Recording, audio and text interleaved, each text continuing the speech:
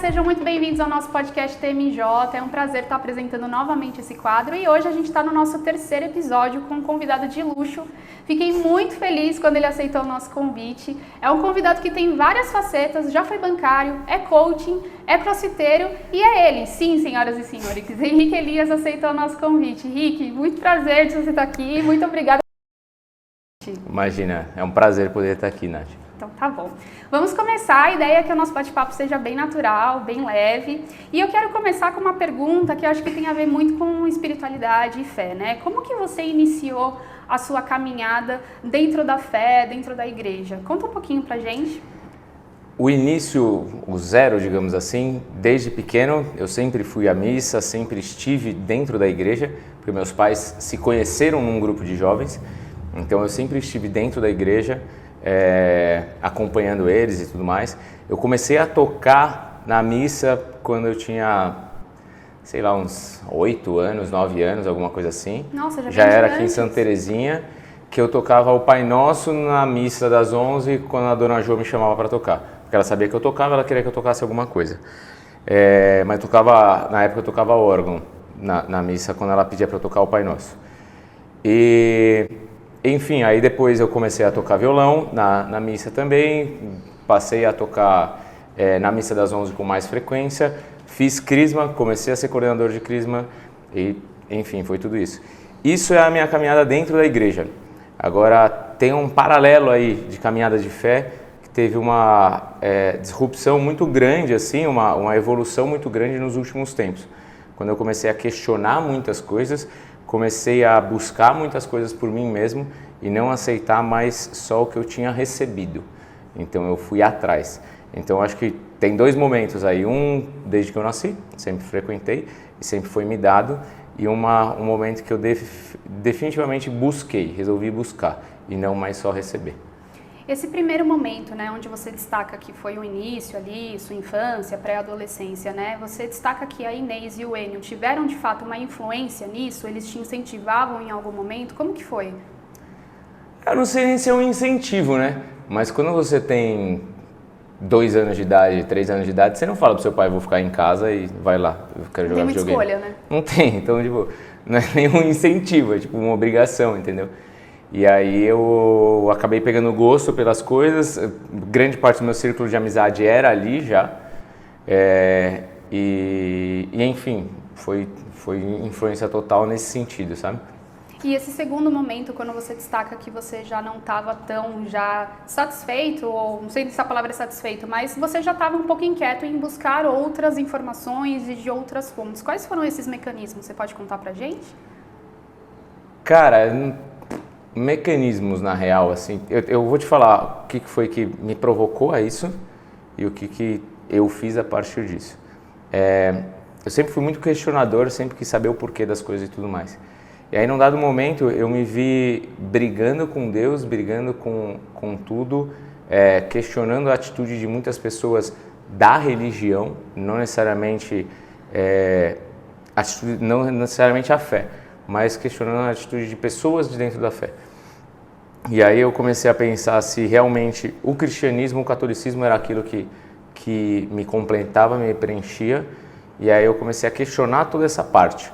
E a partir desses questionamentos, eu fui começar a querer saber de outras religiões, saber de outras coisas, querer entender um pouco mais. E até que um dia eu me peguei vendo que assim, você às vezes está satisfeito só com a história que te contam e você não vai ler o livro. Então você às vezes fica satisfeito com uma música que você ouve, um filme que você vê e você não necessariamente sabe de onde veio aquilo, qual que é a realidade daquilo. Você só está vendo o que os outros te falam. É quase que uma fofoca. E aí eu percebi que talvez eu não soubesse não é nem da religião, eu não soubesse do cara que eu seguia. Eu não sabia a história do que eu acreditava. Eu sabia das fofocas que me foram contadas. Então, você vem na missa todos os domingos, você ouve o Evangelho todos os domingos, você ouve a palavra todos os domingos, o Antigo Testamento, o Novo Testamento e tudo mais. Você vai num retiro, você ouve, mas Você teve o contato direto com da onde as pessoas estão falando aquilo? Porque às vezes aquela pessoa que está te falando também, ela ouviu aquilo de uma outra pessoa, que ouviu aquilo de uma terceira pessoa. E cada um que fala pela sua ótica, fala pelo como enxerga o mundo. Então, eu e você temos experiências de vida completamente diferentes. Então, se eu te falar alguma coisa que eu interpretei de um texto bíblico, você vai falar assim, cara, eu nunca tinha pensado nisso, é uma puta forma de pensar, porra, que legal e tal.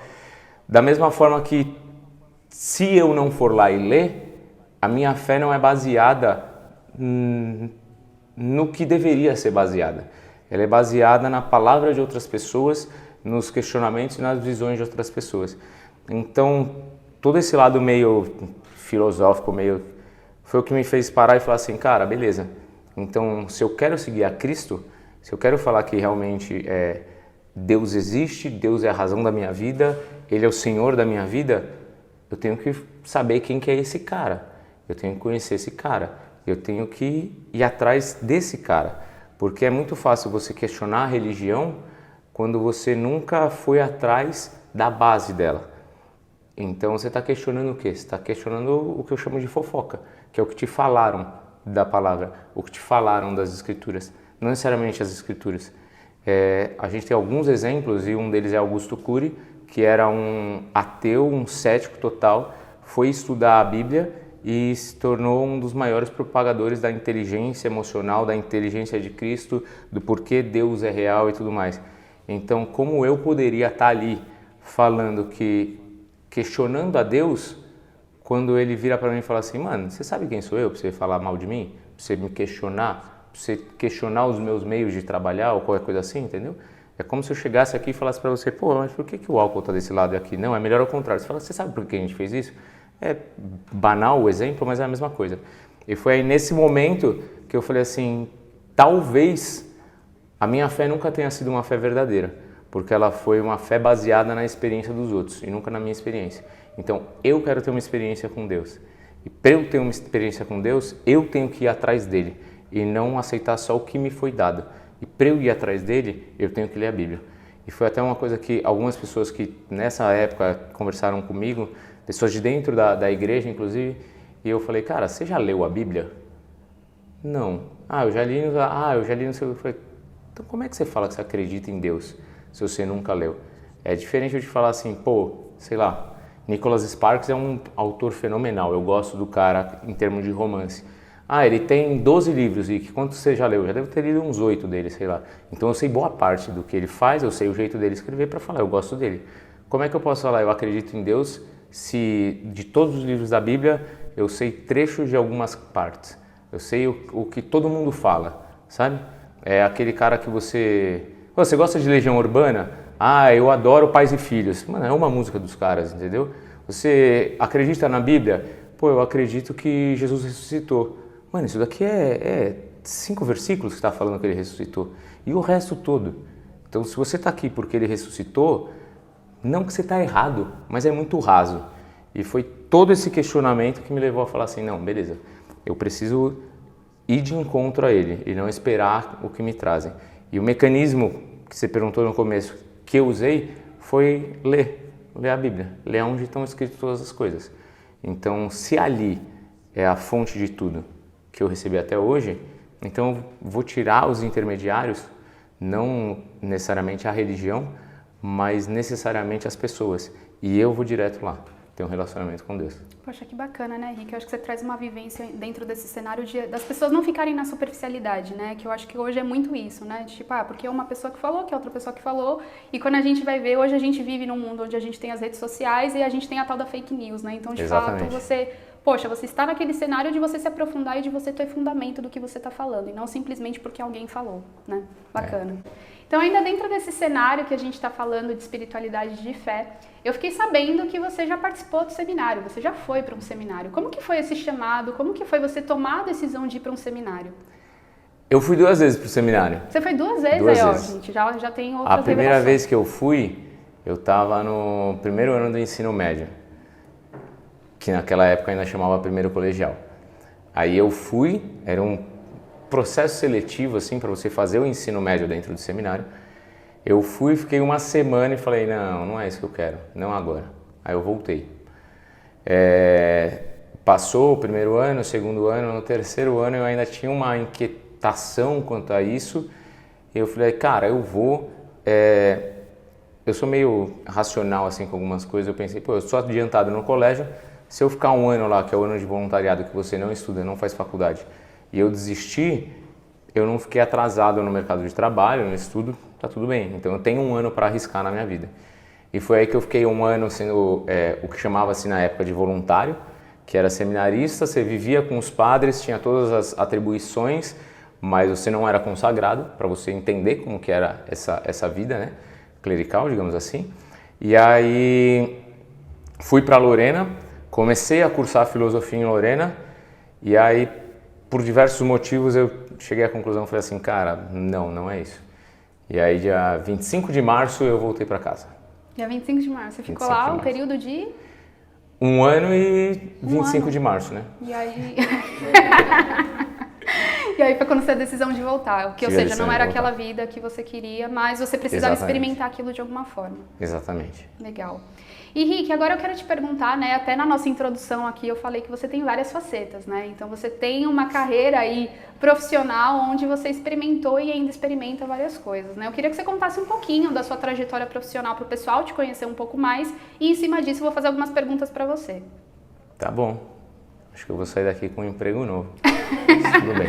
Recrutadores, fiquem ligados aí no que o Henrique vai falar. Bom, eu voltei do seminário, eu estava cursando filosofia, já era março, como eu falei, então eu tinha que transferir minha faculdade de algum jeito. Como eu fazia na faculdade dos Salesianos, a Universidade Salesiana Unisal, eles me deram 3 opções de curso, que eram os 3 que tinham aqui, ou eu podia terminar a filosofia na Lapa. Não tinha condições na época por questão logística e tudo mais. Eu podia escolher entre Direito, Pedagogia e Administração.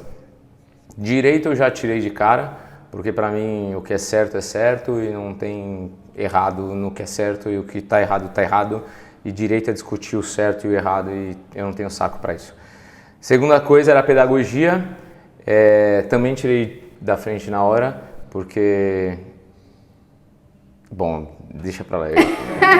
Agora fiquei curiosa. Eu ia fazer uma piada que não cabe. Vamos voltar. A segunda opção era Pedagogia, mas eu não sou muito amável no trato com crianças, não tenho muita paciência para ensinar crianças.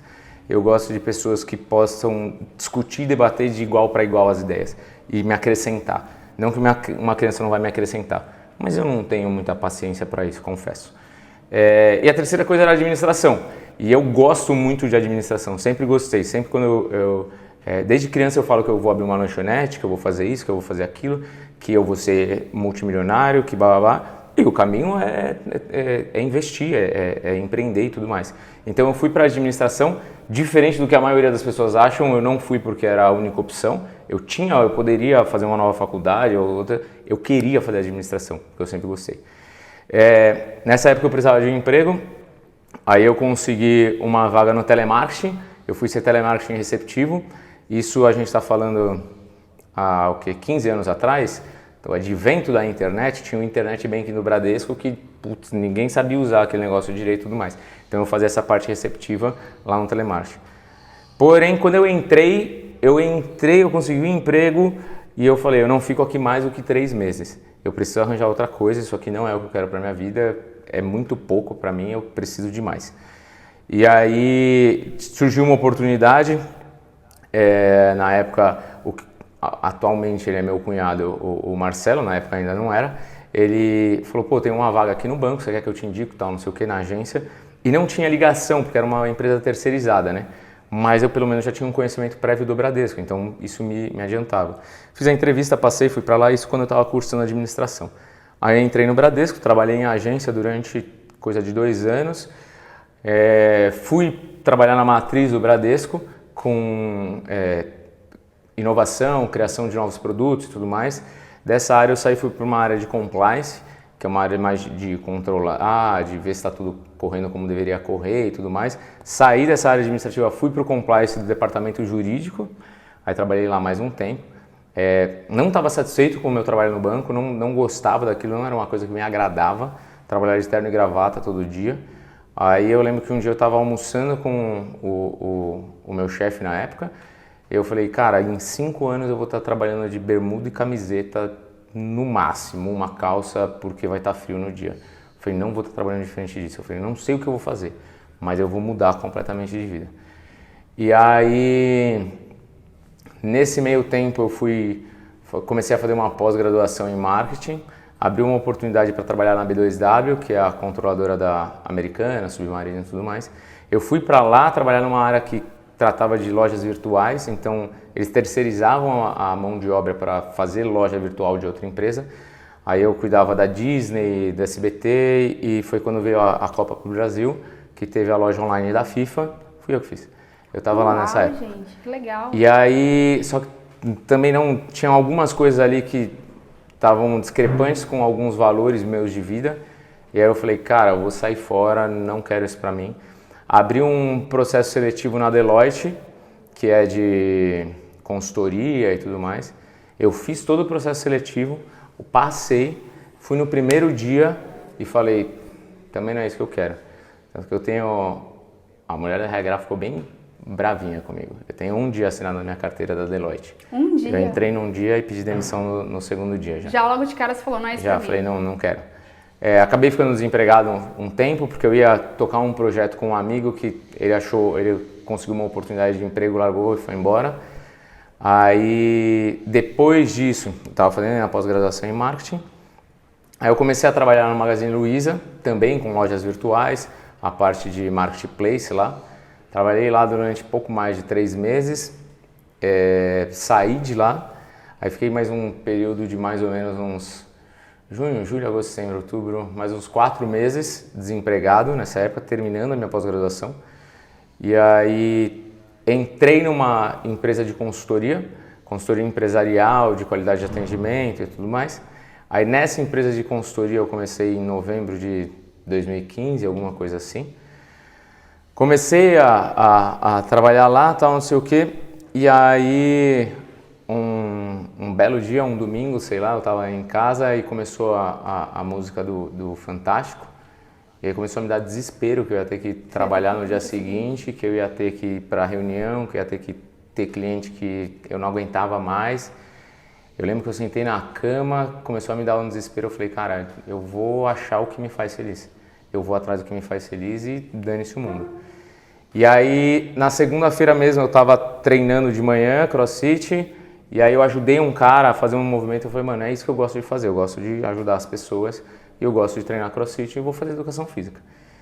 E aí eu fui atrás de fazer educação física, acordava 10 para 5 da manhã, tomava café, dormia de novo até 20 para 6, saía, ia treinar, voltava, botava meu terno e gravata, ia ser consultor durante o dia, voltava à noite, ia para a faculdade de educação física. Isso em meados, qual a sua idade, assim, pra você tomar a decisão de falar assim, vou fazer uma nova faculdade?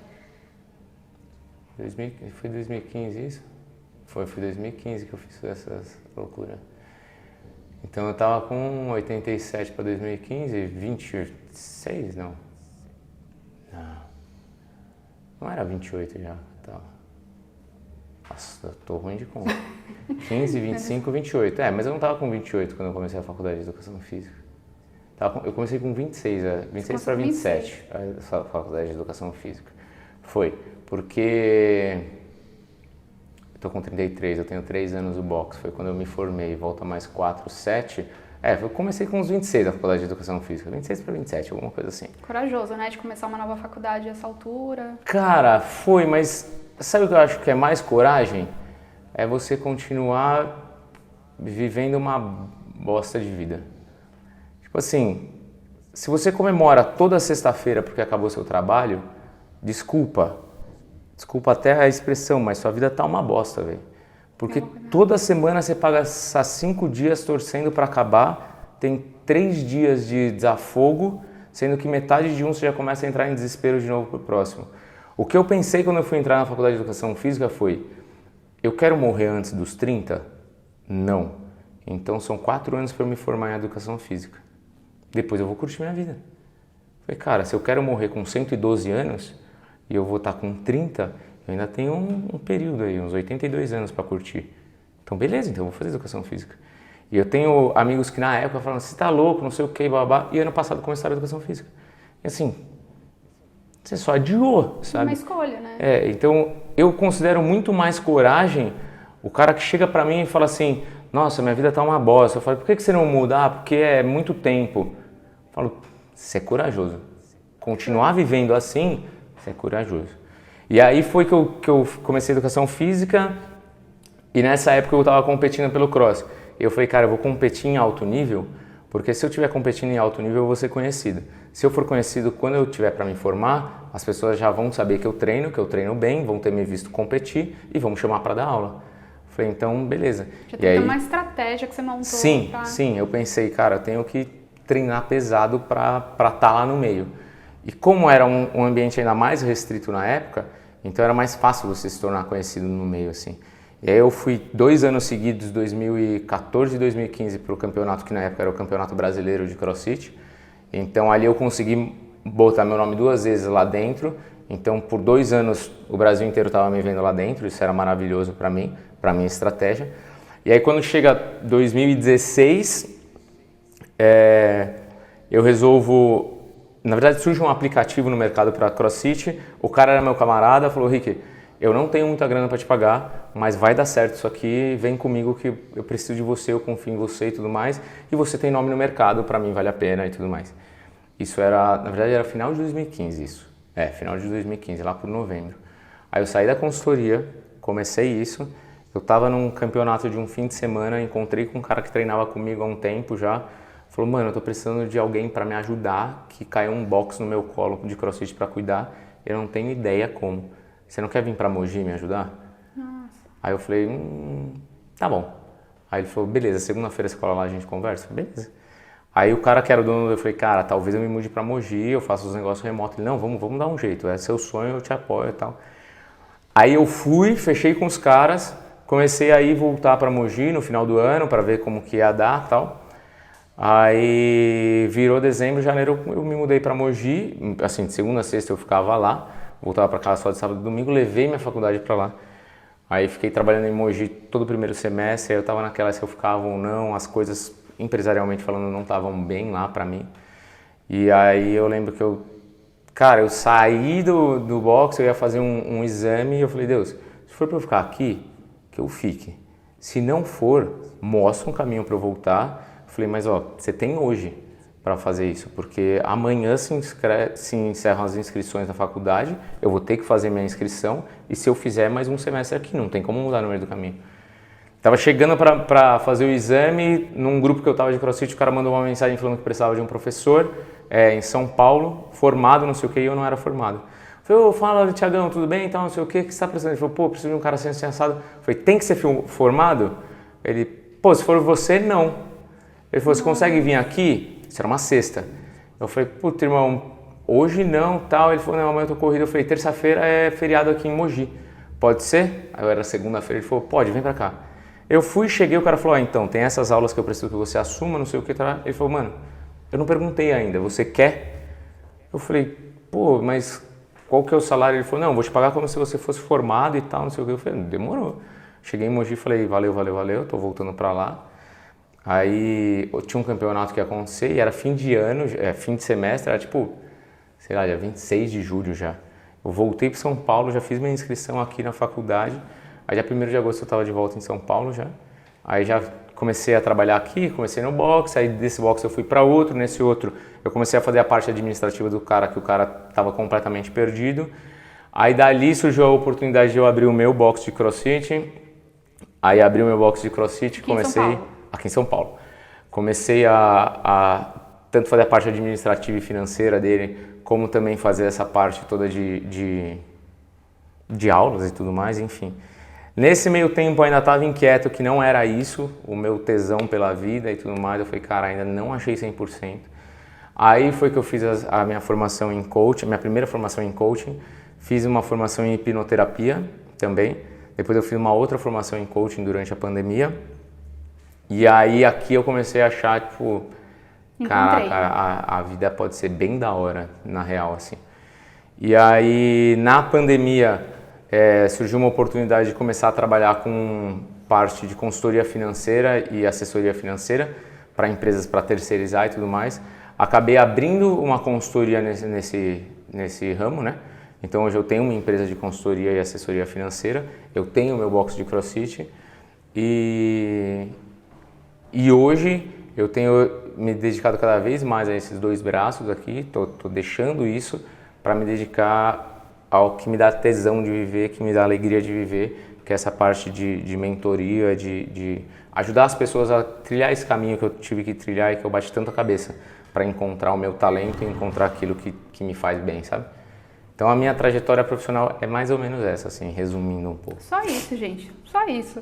É engraçado você falar isso, né, Rick? Porque eu acho que ao longo dessa trajetória grande profissional, né, lógico que quando a gente busca alguém para vir aqui, a gente precisa minimamente estudar um pouco sobre essa pessoa. E a gente já sabia que você tinha essa trajetória, mas é legal você contando, porque eu acho que você entra também muito em contato com você e com o autoconhecimento, né? Ou seja, existem pessoas que hoje simplesmente se conformam em ter uma vida que de repente não é a que elas querem, e tem aquelas pessoas que são inquietas e falam assim, cara, eu quero viver o melhor que eu posso viver porque a minha vida é única e é isso. E eu acho que foi isso que você conseguiu ao longo dessa carreira aí e tantas facetas. Mas um ponto que eu queria te perguntar, até atualmente falando, né, nesse processo de mentoria, é como que você consegue linkar as duas coisas, né? Então, existem pessoas que são extremamente racionais, você até comentou do Augusto Cury, né? Então, depois que ele também leu a Bíblia, enfim.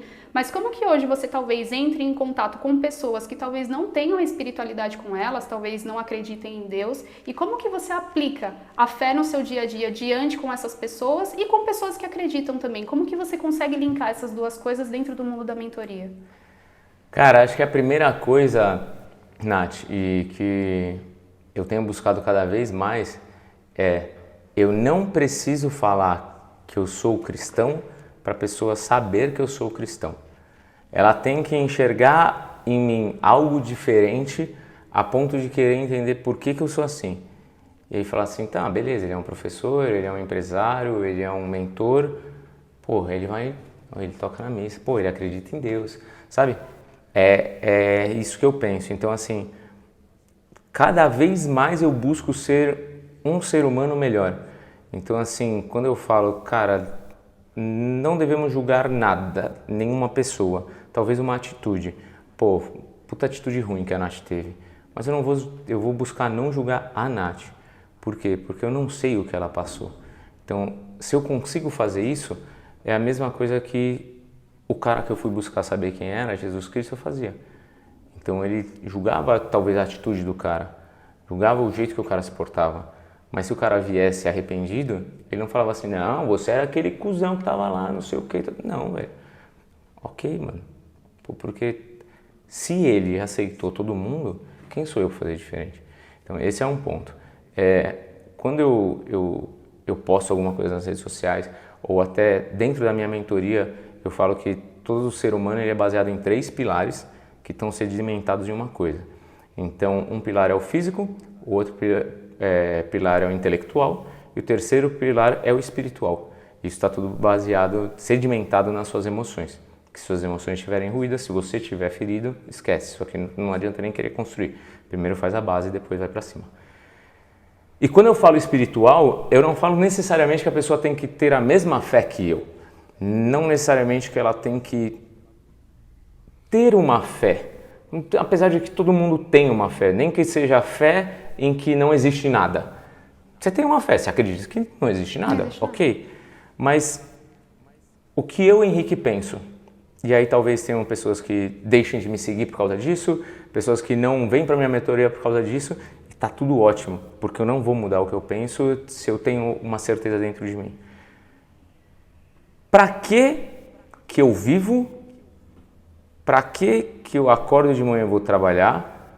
Para que eu sofro com as coisas do dia a dia? Eu sofro quando eu perco uma pessoa próxima? Se não tem nada, se não existe nada, se eu não vou para lugar nenhum, e aqui eu não estou falando de céu, de inferno, não existe nada. Se eu sou um vazio, cara, pra mim, esse cara é um louco. É um louco, tipo, parabéns, velho. Você acredita que não existe nada, não existe Deus, não existe sei lá, Jeová, não existe Algo sei maior. lá, não existe nada. E você continua... Para que você está fazendo isso? Por egoísmo? Por você mesmo? Não sei. Tipo, mas para quê? Por quê? Sabe? É como se as pessoas não encontrassem um sentido em viver. Porque tipo, se você está vivendo por viver, não tem por que viver, entendeu? E é uma das coisas que acontece com quem não procura exercer o seu espaço no mundo, o seu talento. Então, quando eu falo de espiritualidade, eu falo muito mais do que uma religião. Porque o ruim da religião é que ela é feita por pessoas, beleza? E aí cai na primeira coisa que eu te falei lá sobre por que eu fui buscar e ler a Bíblia. Porque é uma coisa que eu ouvi de brincadeira uma vez na vida, nem sei se é verdade ou não, que os evangélicos usam paletó e gravata porque tem uma passagem na Bíblia que fala vestivos de terno, falando de ternura. E aí alguém falou assim, tá falando pra gente usar terno, vamos usar terno. Mas é provável, pode ser que isso tenha acontecido, tá ligado? É verdade. E ninguém sabe. Então, a partir do momento que você não sabe, você não investiga, não nada, se torna uma coisa muito leviana e você começa a se basear em coisas dos outros. E não necessariamente uma religião, mas uma espiritualidade. Você entender que você, pessoa, é muito mais do que carne e osso. Por quê? Porque se eu, Henrique, sou o que eu vejo no espelho hoje e amanhã... Não vamos falar de outra pessoa, porque eu não quero falar de mim. Vamos falar de uma pessoa qualquer, um Douglas, vai. O Douglas, ele só olha no espelho e vê aquela pessoa lá. E aí amanhã ele perde um braço. O Douglas deixou de ser o Douglas? Não. Ele continua sendo o Douglas. Então quer dizer que o braço não é o Douglas. Se o Douglas perde uma perna, ele deixou de ser o Douglas? Não. Então quer dizer que o Douglas é muito mais do que aquilo. Tanto que quando a gente tem uma morte encefálica ou qualquer coisa assim, que as pessoas falam assim, e às vezes o coração não parou de bater ainda, fala, e aí, o cara tá aqui, o cara não tá aqui. E é muito engraçado que quando tem o documentário do acidente do Senna, que o médico que atendeu ele na pista é cético, ateu e tudo mais, ele fala que a hora que ele chegou lá e eles fizeram a ressuscitação e tudo mais, ele já sabia que o Senna não estava mais lá. Ele falou, cara, a gente vai fazer tudo, mas ele não está mais aqui. Ele já morreu, de verdade morreu. Por que eu estou falando isso? Porque se você não consegue enxergar que você é muito mais do que carne e osso, você não consegue ter uma conexão com você mesmo. Por quê? Porque a conexão com você mesmo vai ser só essa daqui. Você não vai entender que é muito mais aqui dentro e aqui dentro. Então você não vai ter uma conexão com você mesmo, você não vai ter uma conexão com o transcendente. E para mim, eu, Henrique, eu não entro muito nessa discussão porque não faz sentido nenhum para mim. Não faz. A vida não faria sentido para mim se eu não acreditasse no transcendente, se eu não acreditasse em Deus, se eu não acreditasse que Ele me fez único. E o grande segredo da vida é você achar aonde você é único e você conseguir desenvolver isso. Porque se você tem uma digital que te fala que você é único, quer dizer que tem um espaço que é só seu no mundo. E se você não ocupar ele, vai ficar vazio. E a culpa disso que está vazio é tua. Por quê? Porque era o seu espaço. Então, como que eu trago a espiritualidade para o meu dia a dia? Eu trago isso quando eu faço uma mentoria e um dos pilares que eu acredito que tem que ter é a espiritualidade. A pessoa tem que estar conectada com si mesmo e com algo maior que ela acredite. E aí eu não vou falar de religião na minha mentoria, por exemplo. Não, mas eu vou falar do que eu acredito em Deus, que eu acredito em Jesus Cristo, que eu acredito, entendeu? Se você acredita no candomblé, em Exu, Ogum, não sei muito, tudo bem, mas que você exerça isso. Isso eu acho que é a base para qualquer pessoa poder entender que ela tem um lugar no mundo, sabe? Nossa, muito legal. É um pouco disso. Que faz todo sentido o que você falou, né? A pessoa de fato entender o porquê que ela tá aqui, que de fato ela existe e ocupar esse espaço que é só dela. É perfeito, assim, muito, muito legal. E eu acho que dentro ainda desse cenário, né, que você tá comentando, você é muito engajado nas redes sociais. Queria até que você falasse o seu arroba aqui pro pessoal te seguir. @HenriqueElias_. Legal. Porque um dia eu troquei o Henrique Elias para testar outro e um cara pegou no meio do caminho, só registrou e ele não publica nada. Já denunciei ele como spam para ver se derrubam ele, mas ninguém nunca derrubou. Então é Henrique Elias com o E só underline. Legal, Henrique Elias é sua marca, né? Não tem como não falar Henrique Sempre. Elias. E aí você é muito engajado nas redes sociais e você fala sobre essa questão da espiritualidade. O que eu queria ver com você é como que é a reação das pessoas no momento que você publica esses vídeos e você fala disso. E assim, você tá em vários meios, né? Então você tem a mentoria, mas você também entra em contato com esportistas de CrossFit. E como que é a reação de mundos tão diversos diante dos conteúdos que você publica? Cara, eu vi assim, o que tem acontecido bastante, Nath, desde que eu comecei a exercer a mentoria, a fazer todo esse trabalho, tem mudado muito o meu público, né? Então você vê lá quem deixou de te seguir, quem começou a te seguir e tal. Desde que eu comecei eu devo ter perdido assim, coisa de 800 seguidores, mas o meu número de seguidores não mudou. Então eu ganhei esses mesmos 800 seguidores, mas que entendo que são pessoas que estão interessadas no que eu falo agora. O que é óbvio, porque antes eu só falava de CrossFit. Então a pessoa não quer mais, não quer saber disso. Ok. Uma das coisas que me bateu foi quando eu publiquei, acho que o primeiro vídeo que eu gravei tocando uma música aqui na igreja e eu publiquei no meu feed. E aí eu tive várias pessoas falando assim, nossa, eu não sabia que você era religioso, nossa, eu não sabia que você era na igreja, nossa, eu não sei o que e tudo mais. E eu pensei, que atitude de merda que eu tô tendo no meu dia a dia que eu não demonstro Cristo com a minha vida. Eu tô sendo um péssimo cristão. Eu não tô demonstrando ele no meu dia a dia. E aí foi uma primeira coisa. E a partir dali eu comecei a publicar coisas sobre espiritualidade, sobre amar a Deus, sobre viver Cristo, sobre tudo isso. Eu tenho muitos feedbacks positivos, muitas pessoas que me mandam mensagem em inbox falando sobre isso e tudo mais e querendo às vezes discutir sobre uma questão espiritual, uma questão às vezes até religiosa ou qualquer coisa assim. E, cara, tem algumas pessoas que eu vejo que eu fiz aquela postagem e eu perdi, sei lá, 15 seguidores, 20 seguidores e não sei o quê. E faz parte do jogo. Cara, eu não quero falar com quem não quer me ouvir. E talvez aquela pessoa ela precise ouvir, mas ela não esteja no momento de ouvir aquilo.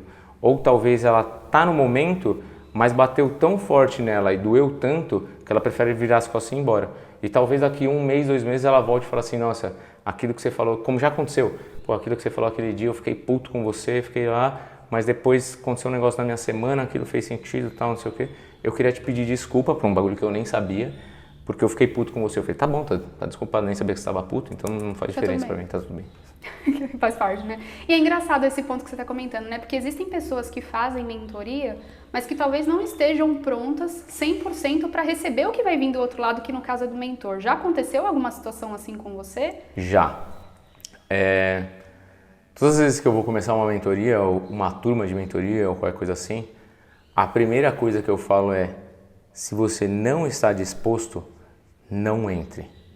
Se você não vai fazer o que tem que ser feito, não comece.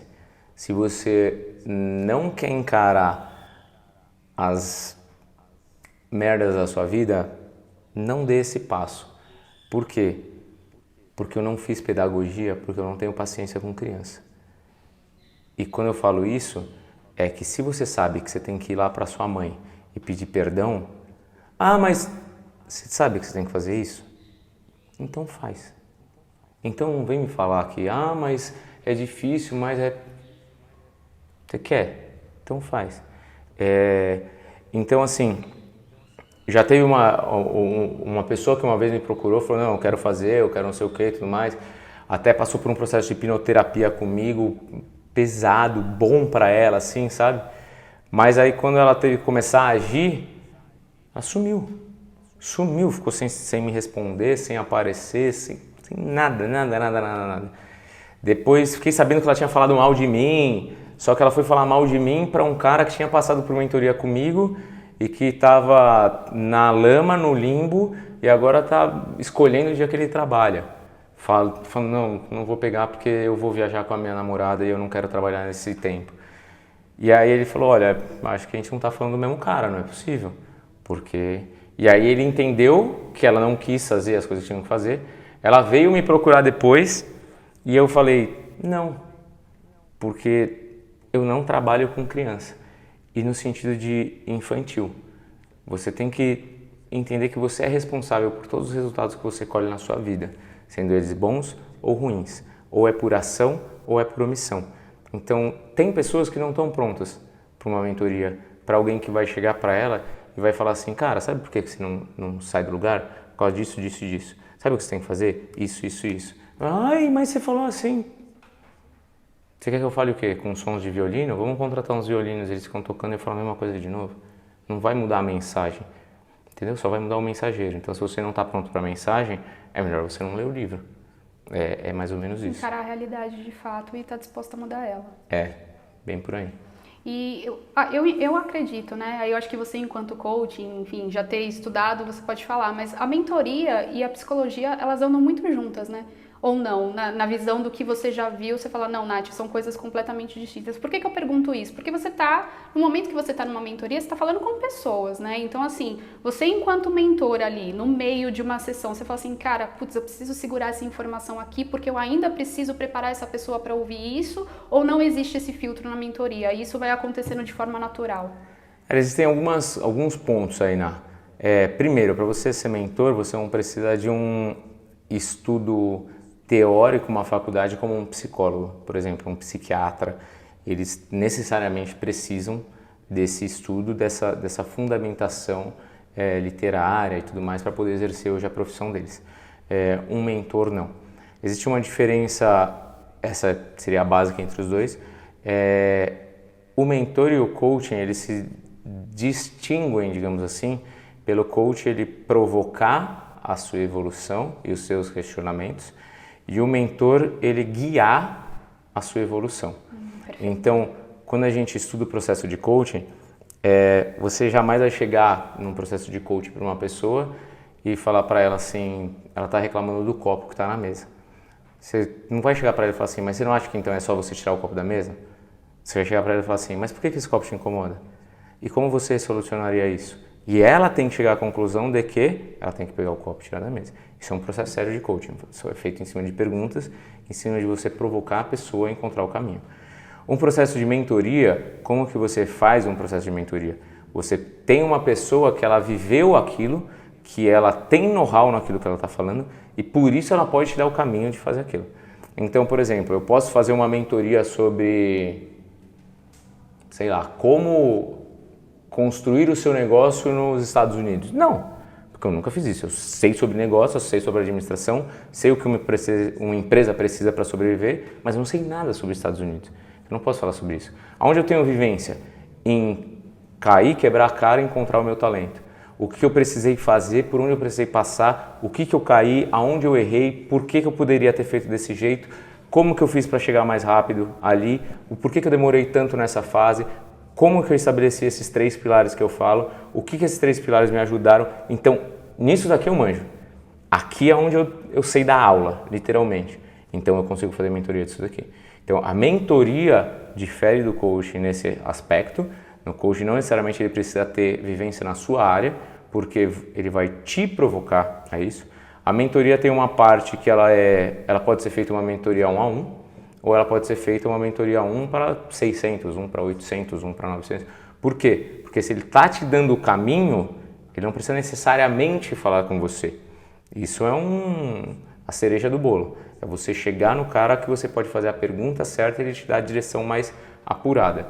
Mas se todo mundo aqui, vamos dizer que a gente está fazendo uma mentoria online e tem 600 pessoas assistindo, as pessoas querem entender qual que é o seu talento para viver isso. Elas estão na dor do que eu chamo da síndrome do fantástico, de tocar a música e entrar em desespero. Eu não preciso falar com cada pessoa. Eu vou dar uma mensagem que a todas vai servir, daquele jeito. Pode ser que uma pessoa tenha uma dúvida pontual, outra ali, e esse é o legal de um trabalho de mentoria no qual você abre, por exemplo, um dia para perguntas e respostas e tudo mais, enfim, isso é outro assunto. Mas essa é a questão. Então, por isso que quando você entra num processo de coaching, de mentoria e tudo mais, você julga que você está pronto e você resolve pular ali na água gelada. Quando você vai num psicólogo, às vezes você vai porque você precisa. E aí o psicólogo vai falar com você durante, sei lá, 3, 4 sessões, tentando fazer com que você fale do assunto, te dando espaço para falar, para não sei o que, tá diferente. Tanto que mentoria e processo de coaching normalmente tem quantidade de sessões, quantidade de encontros, é isso daqui E eu quero, eu vou procurar, eu vou fazer. Então, às vezes entra uma pessoa que, eu quero, nem sabe se eu queria tanto assim, acho que acontece.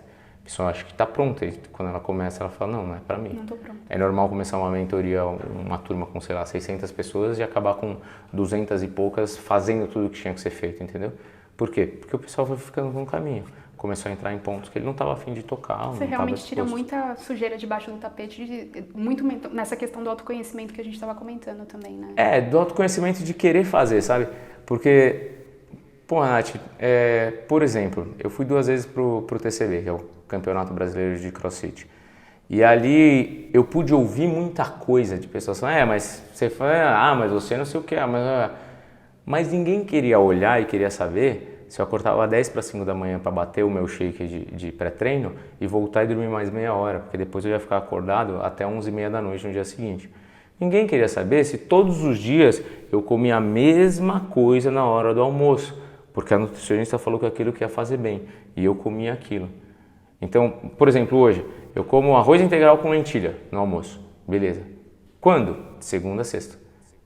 Salvo engano, de segunda a sexta eu vou comer isso. Sábado eu tô com a minha esposa, a gente vai comer um negócio diferente, mas meio restrito ali também. Nossa, Henrique, mas todo dia você não enjoa? Tem que ser feito? Tem. Então eu vou fazer. Eu não quero saber se enjoa ou não enjoa. Se eu preciso agachar com aquele peso para eu conseguir chegar onde eu quero, tem que ser feito? Tem. Então eu vou fazer.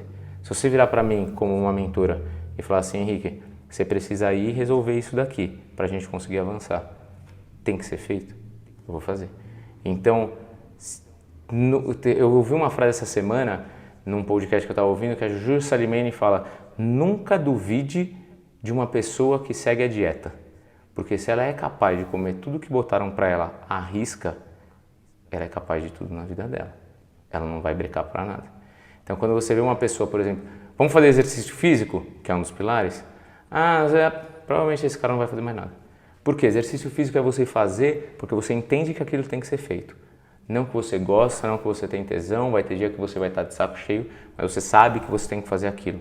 Se você tiver a disciplina para fazer isso, beleza, o resto vai andar junto. Não dá para separar pessoal, profissional, não. É tudo o mesmo ser, é tudo a mesma pessoa. Se a pessoa falha aqui, ela falha ali. Se ela é trapaceira aqui, ela tende a ser trapaceira aqui. Por quê? Porque ela é trapaceira, é da essência dela. Se ela é uma pessoa disciplinada aqui, ela tende a ser disciplinada aqui. Então é bem fácil você identificar que as pessoas vão convergir em algum lugar ali. Nossa, que legal. Eu me identifiquei com essa sua fala porque várias pessoas me perguntam, né? Nossa, Nath, você acorda 5 horas da manhã para treinar todos os dias. E tem dia que eu não tô com saco de treinar. Mas eu tenho um compromisso comigo de ir lá porque aquilo me faz bem, porque eu gosto, por uma série de coisas, porque faz bem pra minha saúde. Então acho que é muito aquela questão de você ter um foco e de você correr atrás dele e de você fazer o que você tem que fazer, independente se tá chuva, se tá sol, se tá... Enfim, eu acho que é uma mensagem bem bacana que o Rick deixa aqui. Lembra quando você me perguntou se eu tinha planejado tudo quando eu comecei a ser atleta? Eu tinha planejado, só que para eu cumprir, eu tinha que acordar 10 para 5 da manhã, fazer o café, tarará. Eu sabia que eu ia ficar na faculdade até 10h30 da noite, depois eu ia chegar em casa, ia ter que lavar todas as marmitas, fazer a marmita do dia seguinte, estudar às vezes, fazer um trabalho, ia dormir meia-noite e meia, 1 hora se precisasse, para acordar às 4h50 de novo no dia seguinte. Se precisava fazer, eu tinha um porquê, eu tinha um objetivo, eu fiz o que tinha que ser feito, eu consegui, entendeu? Então às vezes a pessoa chega para mim e fala assim, Henrique, mas eu quero, mas é difícil. Mas você quer? Quero. Então não tem difícil, é necessário. É necessário. Não quero saber o grau de dificuldade. Tem que ser feito? Tem que ser feito. Por quê? Porque vai ser assim na vida. Quando você casa, por exemplo, tem dia que, sei lá, ela tá brava comigo, eu tô bravo com ela, qualquer coisa assim. Eu vou fazer o quê? Ela vai deitar no colchão, vou jogar ela pra fora? Não quero que você durma aqui hoje. Não, velho. Tipo, sabe? São coisas que são necessárias. Você tem que sentar e conversar para deitar junto e dormir bem. Beleza. Então, se você vai ter essa atitude lá na frente, começa a treinar a sua disciplina de fazer o que tem que ser feito agora. Por você, sabe? Você acorda para ir pro trabalho? Acordo. Por quê? Porque eu preciso do salário. Para quê? Pra fazer as coisas que eu gosto. E se você acordasse para ter um corpo que te permita fazer mais coisas que você gosta de fazer? Nossa. Faz sentido. Tipo, cara, é simples, tá ligado? A galera complica, tipo, não. Então, continua no que você tá e já era. Parece que as pessoas não querem entrar em contato com aquele grau de dificuldade, porque nem tudo é fácil, né, Exato. gente? O que vem fácil, vai fácil também, né? Então, Bem por aí. vamos mudar um pouquinho o âmbito da nossa conversa. Sim, senhora. E vou trazer agora uma pergunta que eu acho que você até comentou, né? Que você entrou em contato com a música desde muito cedo, né? Desde 8 anos de idade você já tocava órgão, mas você já tocava. O que a música representa na sua vida? Cara, pra mim a música é uma das, tipo, da essência da vida, assim, sabe? A vida seria um erro sem a música. Alguém falou isso, eu não lembro quem é, mas o cara era muito esperto que falou isso. E eu acho que é exatamente isso. Porque às vezes você quer transmitir alguma coisa e você não consegue falar. Mas você põe uma música e, pô, aquele cara escreveu o que você queria transmitir, sabe? Às vezes você quer, sei lá, aproveitar aquele estado de espírito que você quer tornar um momento especial, você coloca uma música, isso vai acontecer. E junto de tudo isso, quando a gente começa a estudar a fisiologia e as emoções e tudo mais, se aqui eu começar a tocar uma música triste agora, o ambiente vai começar a ficar mais triste, mais carregado, mais, sabe? Da mesma forma uma música feliz. Então, para mim, a música, ela permeia a minha vida de sol a sol, assim. Quase todos os dias eu acordo com uma música na cabeça. Eu fico com música na cabeça o dia inteiro. Nem sempre são as melhores músicas do mundo que ficam na minha cabeça. Às vezes umas músicas nada a ver. Mas a música pra mim é tipo o que permeia a vida e dá sentido a momentos, sabe? Você fala assim, nossa, teve um momento muito louco que eu vivi e tal, não sei o quê. Se você puser uma música, você fala, nossa, eu tô tocando aquela música. E ele vai te levar de volta para aquele momento. Então, pra mim é isso. O que você gosta mais, Rick, de tocar, cantar ou os dois juntos?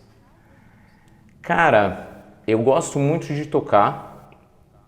Eu não gosto muito de me ouvir cantar. Se gravar e eu ouvir depois, eu não gosto. Tanto que quando eu posto normalmente alguma coisa de eu tocando, eu não ouvi aquilo. Eu gravei e eu postei, sabe? Já, Não é uma coisa que eu gosto muito. Mas eu gosto de tocar e cantar, e pra mim, assim, às vezes, sabe? Não pros outros, pra mim. Pra te alimentar aquele momento. Porque traduz o que eu tô sentindo, e ok. E o que o cluster, agora eu tô falando como fã, tá, gente? O que o cluster representou na vida, não só de você, né, na sua vida, mas dos meninos também que estavam naquela época, quando vocês fundaram a banda? Eu era fã, fui em vários shows, tinha camiseta, a Mac tá aqui também, que tá no pós aqui, a gente adorava. O que era o cluster pra vocês? Cara, ali era buscando um sonho, assim, sabe? A gente gostava de escrever, a gente gostava de tocar, a gente gostava daquilo, daquela esperança, assim, de ser famoso, de rodar o mundo, de não sei o quê e tudo mais, sabe? Legal. E era uma coisa bem legal. Mas ali mostrou pra mim que, tipo, uma coisa que hoje eu vivo, tipo, se você quer, você pode, você vai ter que se esforçar, mas se você não está disposto a tudo que precisa, nem comece, sabe? Porque, por exemplo, eu amo tocar, mas eu odeio ensaiar. Eu odeio ensaiar. Porque pra mim é assim, cara, a gente sabe o que vai fazer, você sabe o que você vai fazer? Eu sei o que eu vou fazer, vou. Cada um treina o seu e vai dar certo, porque todo mundo sabe o que tem que ser feito. Ok. Não, vamos se reunir e vamos ensaiar. Nossa, pra mim é um saco isso, sabe? Então, mas foi um tempo muito bom, assim, muito legal. A gente teve muitas lembranças daquela época, a gente conheceu muita gente, a gente pôde tocar. E tem músicas que até hoje eu toco, eu ouço e tudo mais. Então se eu te pedir uma música aqui no final pra você tocar do cluster, só você vai olhar lembrar. No Spotify, tá tudo lá no Spotify. Ai, gente, que tudo, adorei. Que legal, Rick, que legal. Eu gostava muito e até hoje, às vezes eu canto algumas músicas, enfim, é bem bacana, foi um período bem legal. A gente tá chegando no finalzinho do nosso podcast, mas eu queria que você deixasse um recado para as pessoas que estão assistindo a gente e que estão num momento de incerteza, que querem encontrar o caminho dela. O que você diria para essas pessoas? Sua câmera é essa aqui. Beleza. Cara, a primeira coisa, se você não sabe qual é o seu talento, o que te faz feliz, o que dá sentido à sua vida, primeira coisa, olha para você mesmo e olha em que momentos que você se sente feliz. Em que momentos que você começa a fazer alguma coisa e você nem percebe mais que você está fazendo aquilo. Que entra no que um pesquisador chamou de estado de flow. Quando você faz você faz aquilo naturalmente, é fácil para você, para as outras pessoas às vezes é difícil, as pessoas admiram você fazendo aquilo e para você é uma coisa leve, uma coisa gostosa de fazer. Rick, não tenho ideia, ou tenho 16 coisas nisso. Pega ali umas 5, 10 pessoas que você confia e que tem contatos diferentes com você. Não pega todo mundo que sempre te vê, por exemplo, no meu caso, todo mundo que me vê tocar. É um viés de confirmação muito grande. Pega uma pessoa que trabalha com você, uma pessoa que estuda com você, uma pessoa da sua família, um amigo que você não fala há algum tempo e fala, cara, o que você olha em mim e você reconhece que eu faço bem? O que você reconhece que para mim é fácil de fazer e você realmente admira em mim? E você vai ver que de todas as informações que chegarem, vai ter um lugar que converge. E aí você vai pensar, disso daqui, eu gosto de fazer isso? Eu sou feliz fazendo isso? É fácil para mim fazer isso? Começamos. A partir daí fala, como que eu posso fazer isso monetizar? Porque você vai viver disso. Você vai fazer isso para o resto da sua vida. Tá, eu posso monetizar de 16 maneiras. O que o mundo está disposto a me pagar? Tá, tenho aqui, beleza. O que o mundo precisa? O que eu posso contribuir com o mundo? Porque no final do dia, não é só sobre você ser feliz, mas como você possibilita que as outras pessoas sejam felizes e realizadas. Então, é uma questão tênue de fazer o que você gosta, o que as pessoas reconhecem que você é bom fazendo, o que você consegue monetizar fazendo e aquilo que você pode contribuir para o mundo. Porque você é único e tem um espaço que é seu e só você pode preencher. Que mensagem linda, gente. Legal. Acho que é isso, né? Muito legal, Rick. E agora, o nosso último momento é como que você se descreveria? O momento Henrique by Henrique. Como que o Henrique descreveria ele? Quem que você é? Eu sou o Henrique. E quem que é o Henrique? Mas tem muitas coisas. Cara, o Henrique é um ser em constante aperfeiçoamento, mas que decidiu ocupar o seu lugar no mundo e entregar tudo que ele tem de amor, de conhecimento e de esperança por uma vida feliz e alegre para todas as pessoas que cruzarem o meu caminho, entregar Deus em todas as minhas atitudes e ser a melhor versão de mim a cada dia, procurar melhorar a cada dia. Esse é o Henrique. É isso aí, gente. Esse é o Henrique. E eu, em algumas conversas com ele durante a semana, eu sabia que a música representava muito na vida dele. Eu pedi para ele trazer o violão, que está aqui embaixo. E eu queria te pedir, Henrique, para você tocar uma música pra gente que você goste muito, uma palhinha só, de uma música que tenha um significado na sua vida. Qualquer uma.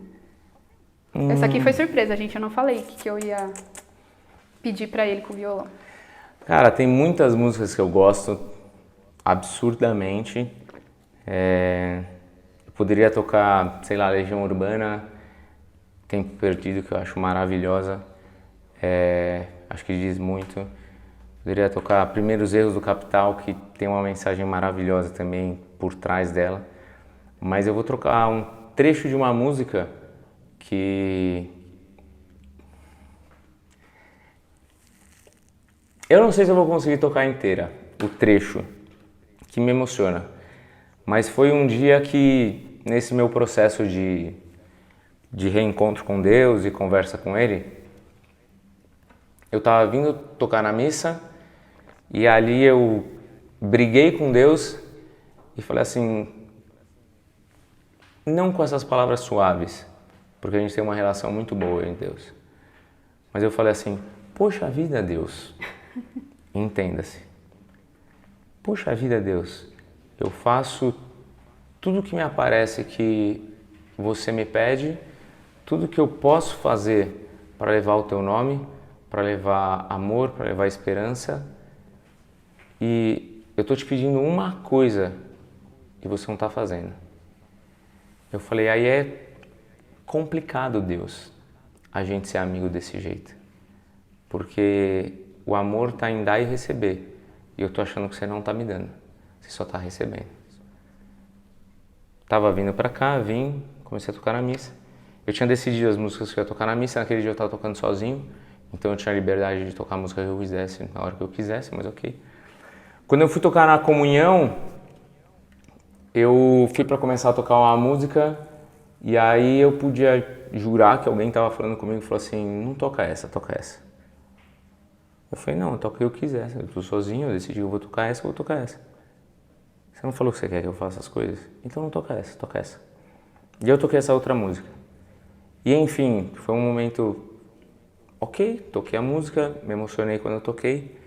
É uma música que eu já toquei diversas vezes na minha vida, milhares de vezes, já toquei depois também. Mas naquele momento, tocando aquela música, tocou no coração de uma pessoa. E isso foi a diferença pra mim, sabe? Foi ali que valeu a pena, assim.